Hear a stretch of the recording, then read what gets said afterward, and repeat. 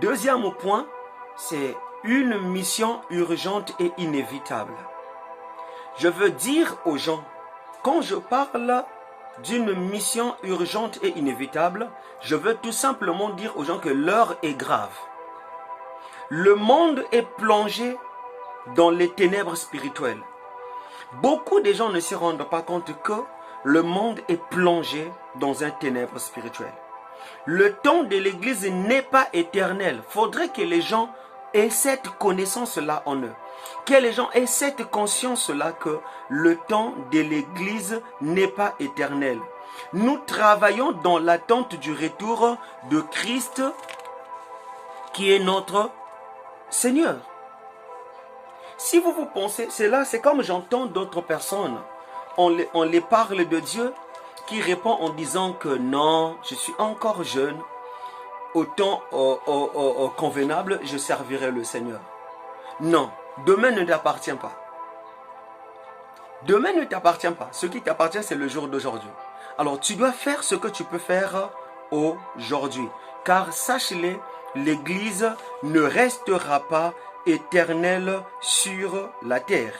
Nous travaillons pas pour avoir la guérison. Nous travaillons dans l'œuvre de Dieu, pas pour s'enrichir, mais nous travaillons dans l'attente du retour de Christ. C'est pourquoi notre mission est fatidique. Soit nous obéissons et nous sauvons des âmes, soit nous échouons et des vies sont perdues. Excusez, c'est là où je veux dire, chaque jour sans évangélisation est une opportunité manquée. Toi qui t'assois, toi qui es devant l'écran, toi qui joues au jeu de la société, qui n'a pas le temps de parler de Jésus à quelqu'un, tu n'as pas le temps d'aller évangéliser. Mais laisse-moi te dire que c'est une opportunité manquée de ta part. Car chaque silence est un échec à notre devoir. N'est pas ouvrir la bouche, parler de Jésus aux hommes. N'est pas ouvrir ta Bible pour parler de Jésus aux hommes. Je viens te rassurer, mon frère, ma sœur, est un échec à notre devoir. C'est un échec à notre devoir. Servir Dieu ne doit pas être un fardeau pour nous. Mais servir Dieu doit être un devoir pour nous. Une mission pour nous que nous allions affectionner. Nous devions porter cela dans nos cœurs. Car le Seigneur s'est donné pour nous. Nous sommes rachetés pour servir à la gloire de sa louange. Et non pour que nous fermons nos bouches ou nous croisons nos mains. C'est là où j'ai dit chaque silence est un échec à notre mission. Alors, je veux m'arrêter aujourd'hui avec ce troisième point. Avec le temps, demain après-demain, nous allions continuer les points restants. Troisième point, une mission accompagnée par la puissance de Dieu. Troisième point, c'est une mission accompagnée par la puissance de Dieu. Jésus ne nous a pas laissés seuls. Il dit, je suis avec vous tous les jours jusqu'à la fin. Matthieu 28, 20. Je ne me vois pas ou je ne conçois pas voir quelqu'un qui dit, je veux aller parler, évangéliser, quoi dirais-je? J'ai honte d'aller. Yaya, je t'assure, en partant, tu n'es pas seul. Le maître de la mission est avec toi. C'est lui qui t'a donné, qui t'a confié la mission et avec toi. Fais tout simplement, emboîte le premier pas et le second pas, lui, il le fera. Il mettra même des mots dans ta bouche. Ne te sous-estime pas. Ne te sous-estime pas. Travaille avec Jésus.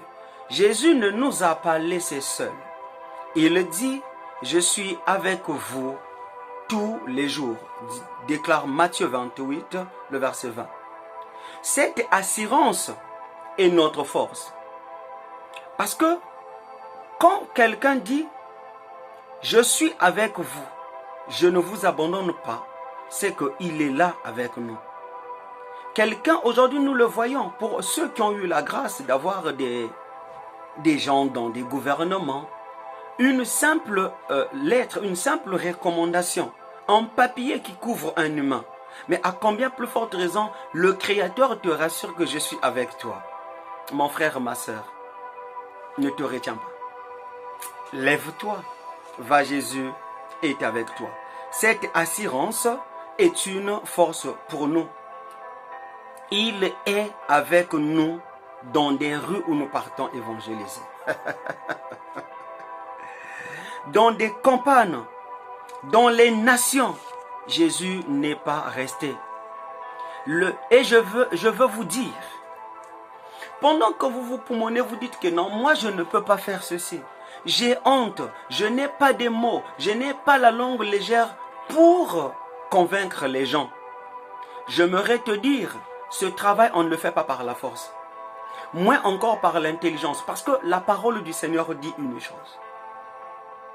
Ce n'est ni par la force, moins encore par l'intelligence que les hommes ont parlé. Mais c'est poussé par l'Esprit de Dieu que les hommes ont parlé. J'aimerais rassurer à quelqu'un, le travail que nous faisions, le travail de Dieu, l'agent du succès, c'est le Saint-Esprit. Le Saint-Esprit est l'agent du succès de notre mission. Pendant que nous voyons des églises qui émergent, pendant que nous voyons dans nos messages captivent beaucoup de gens, ce n'est pas parce que nous sommes éloquents, ce n'est pas parce que nous connaissons, ce n'est pas parce que nous avions étudié. Mais je vous assure, il a dit, je ne vous laisserai point seul, je suis avec vous jusqu'à la fin. Le Saint-Esprit est l'agent du succès de notre mission. Alors je veux dire à quelqu'un, ne dis plus, je ne suis pas capable. C'est lui qui nous envoie, nous équipe, nous fortifie, nous inspire. Bien-aimés, la mission de l'Église est fatidique. Elle est urgente, incontournable, pleine de promesses, mais aussi de responsabilités. Nous devions comprendre toutes ces choses. Nous devions comprendre cela. Aujourd'hui, Dieu nous pose une question, je veux m'arrêter peut-être par là. Dieu nous pose une question. Allons-nous remplir notre mission ou allons-nous détourner, ou nous allions nous détourner, allais-je dire, de notre destin? C'est la question qui nous est posée. Allions-nous remplir notre mission ou allions-nous nous détourner de notre destin? Mais je vous assure, mes frères et sœurs, la seule réponse que Dieu attend que chacun d'entre nous puisse dire comme Ésaïe. Ésaïe a dit, mais voici, envoie-moi. Selon Ésaïe chapitre 6 et le verset 8. Il dit, me voici, envoie-moi.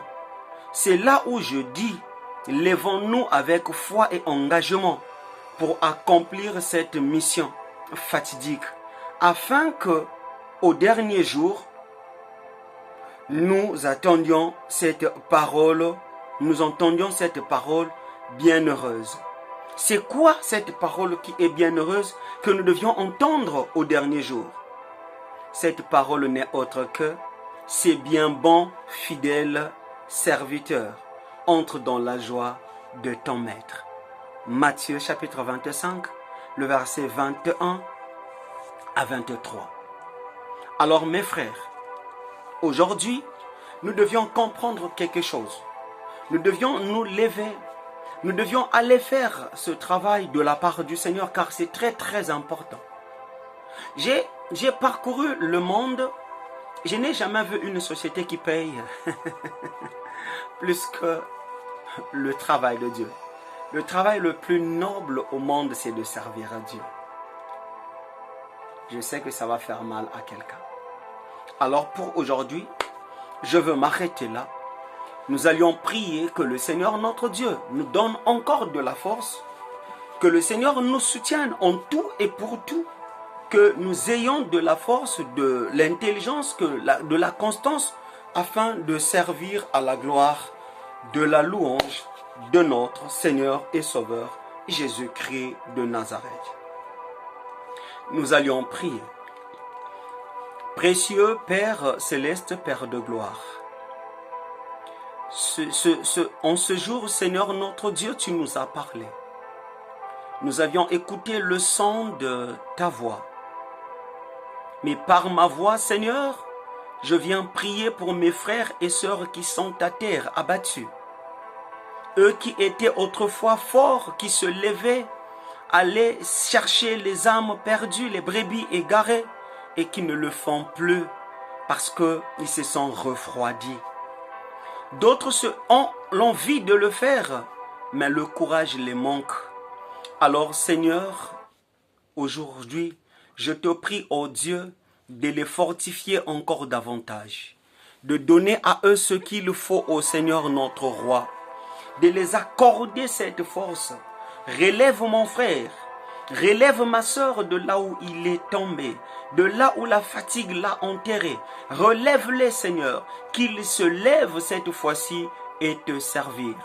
À ceux qui n'ont pas encore eu le temps de rentrer dans ce champ, pour travailler pour toi, pour aller évangéliser, ramener les âmes, Seigneur, je prie que tu les donnes la force, le dévouement, l'engagement et le zèle, Seigneur, de faire ton œuvre. Seigneur, ce soir, ce matin, peu importe le temps que quelqu'un, éternel Dieu, va nous rejoindre, que cette parole rentre en vigueur. Et là-dessus, je veux prier, Seigneur, pour ceux qui se sont rétrogradés, pour ceux dont la maladie a écrasé. Je viens prier pour le relèvement de ceux qui sont tombés, car ta parole déclare, le juste cette fois il tombera et il se relèvera. Seigneur, relève mon frère, relève ma sœur, ceux qui ont eu le goût, la force de te servir, Seigneur mon Dieu, mais par la ruse des hommes, Seigneur, ces personnes ont été refroidies. Accorde-leur la force, accorde-leur le goût, accorde-leur la grâce, Seigneur, de se relever, car la moisson, elle est grande, mais un peu d'ouvriers. Je viens prier également pour ce frère ou cette sœur qui est en train de travailler dans le champ, qui ne cesse, Seigneur notre Dieu, d'aller ça et là évangéliser, Seigneur. Accorde-leur encore de la force, accorde-les, éternel notre Dieu, tout ce qui manque, afin que ton travail, Seigneur Dieu, prenne vie. Aujourd'hui, jusqu'à jamais. Seigneur, merci encore et encore. Je te bénis davantage et tendre Christ pour tout ce que tu es dans nos vies.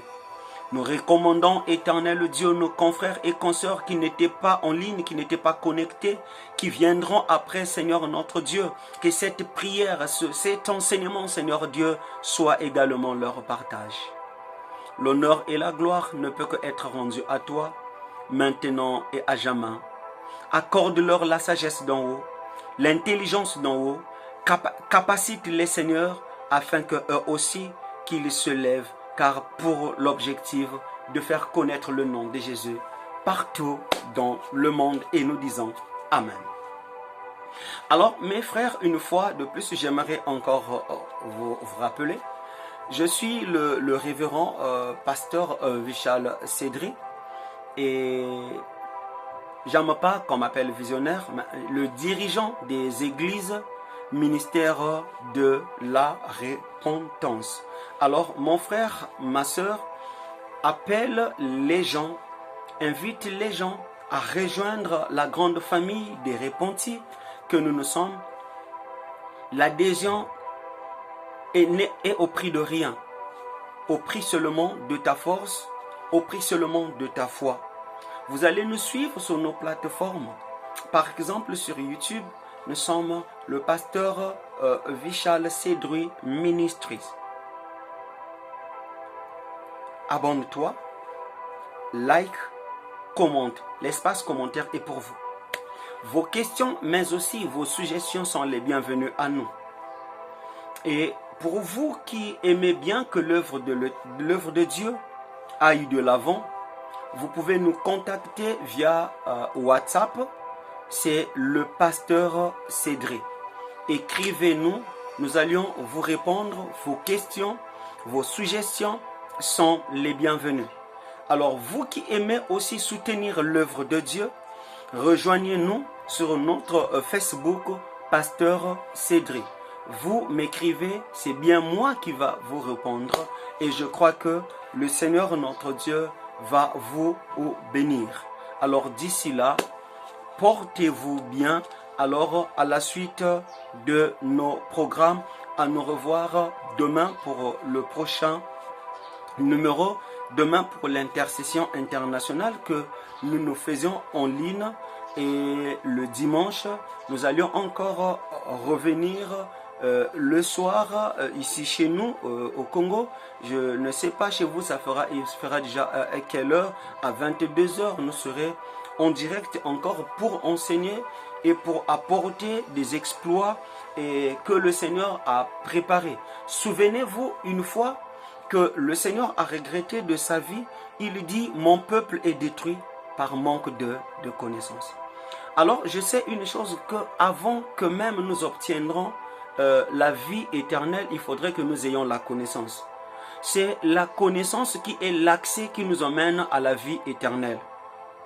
Donc, celui qui a la connaissance, c'est celui-là qui a l'accès à la vie éternelle. Parce que la Bible dit, or la vie éternelle, qu'ils apprennent à te connaître toi, le seul vrai Dieu et celui que tu as envoyé, Jésus-Christ. Jean 17, 3.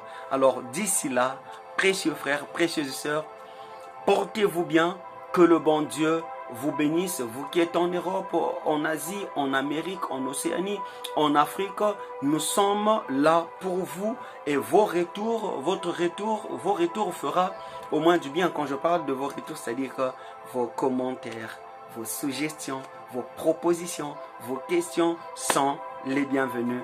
Abonnez-vous massivement, partagez le lien, mettez les likes, commentez et je crois que le Seigneur, le Dieu du ciel, fera des grandes choses.